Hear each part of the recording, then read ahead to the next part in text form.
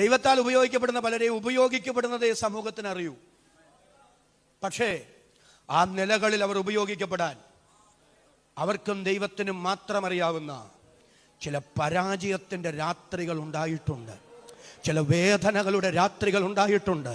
കണ്ണുനീര് വാരിയെറിയുന്ന രാത്രികൾ ഉണ്ടായിട്ടുണ്ട്.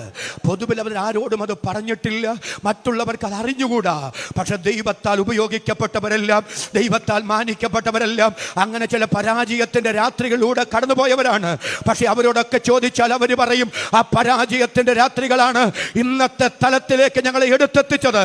ഇന്ന് രാത്രി പരിശുദ്ധാത്മാവ് പറയുകയാണ്, ഇന്ന് രാത്രി ഞങ്ങൾ ചില പരാജയത്തിൻ്റെ രാത്രിയിലൂടെ, വേദനയുടെ രാത്രിയിലൂടെ, ഉത്തരമില്ലാത്ത ശോധനകളിലൂടെ കടന്നു പോകുന്നവരാകാം. പക്ഷെ ഇന്നത്തെ വേദനകൾ നാളത്തെ സാക്ഷ്യമാക്കി മാറ്റാൻ ഇന്ന് നിങ്ങൾ കടന്നു പോകുന്ന ചില സങ്കട താഴ്വരകൾ അസാധാരണമായ നിലയിൽ നിങ്ങളെ പ്രയോജനപ്പെടുത്താനുള്ള ദൈവത്തിന്റെ വഴിത്താരയാക്കി മാറ്റാൻ പരിശുദ്ധാത്മാവിന് പദ്ധതിയുണ്ടെന്ന് ഇന്ന് രാത്രി ദൈവാലോചന വിളിച്ചു പറയുമ്പോൾ അതരം തുറന്ന് സ്തോത്രം പറയാൻ എത്ര പേർക്ക് മനസ്സുണ്ട്? ആ ബോധ്യമുള്ളവർ, ആ പ്രാഗൽഭ്യമുള്ളവർ ദൈവസന്നിധിയിൽ എഴുന്നേറ്റ് നിൽക്കുക.